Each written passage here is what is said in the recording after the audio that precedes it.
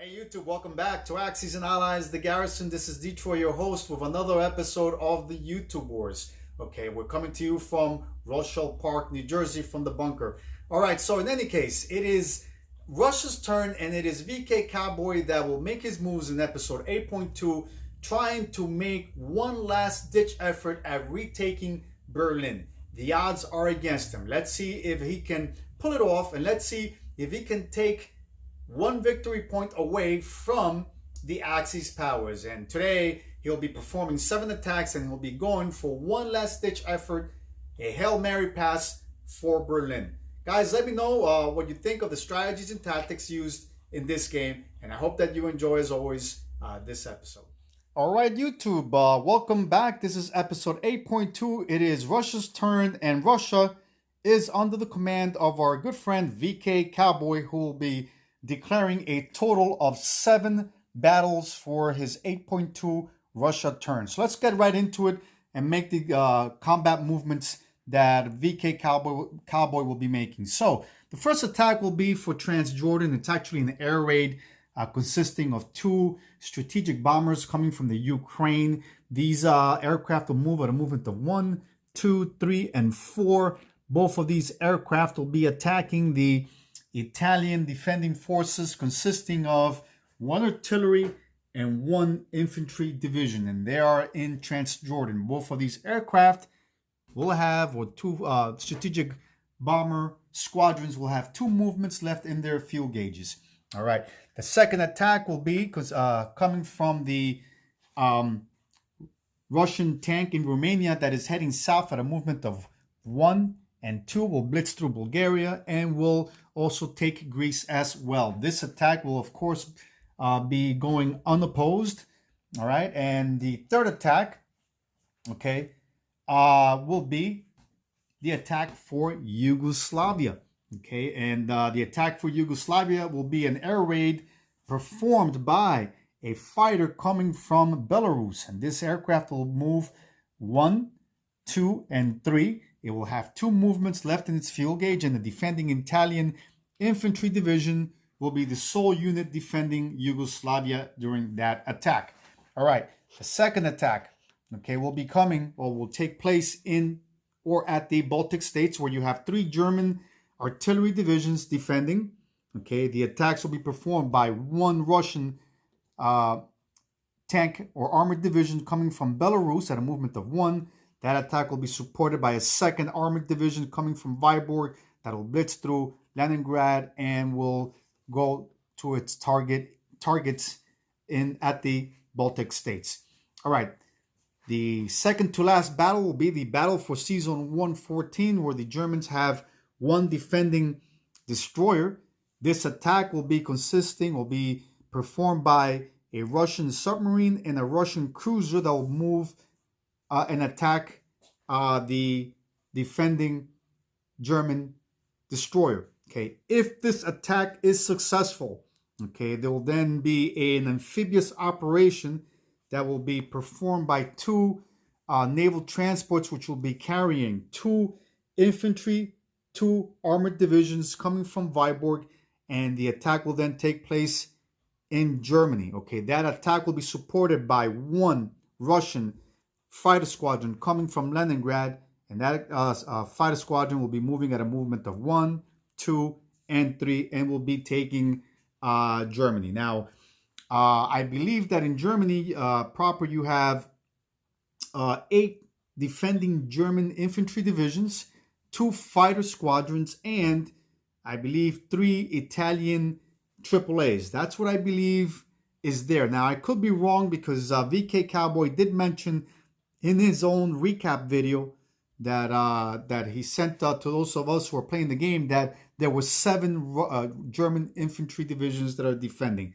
Now, I could be wrong on that, okay? But as far as I know, there were 8 German infantry divisions defending Berlin.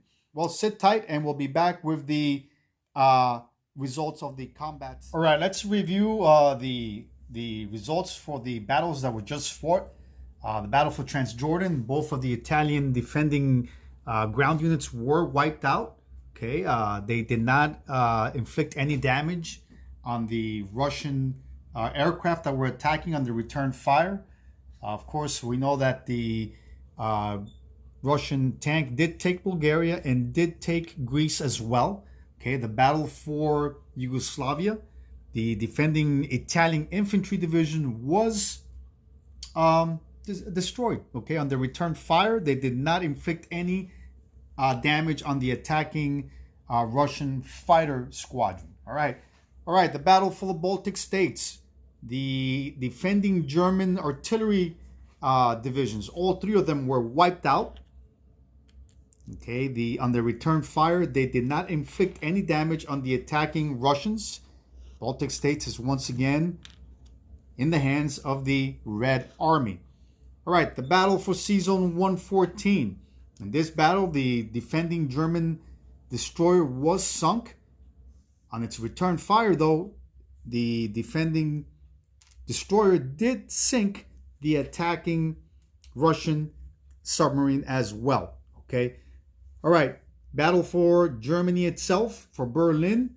Okay. This battle consisting of two Russian tanks, so two armored divisions, two infantry divisions, and one fighter squadron attacking the defending Germans. Well, this battle was a total loss for the attacking Russians.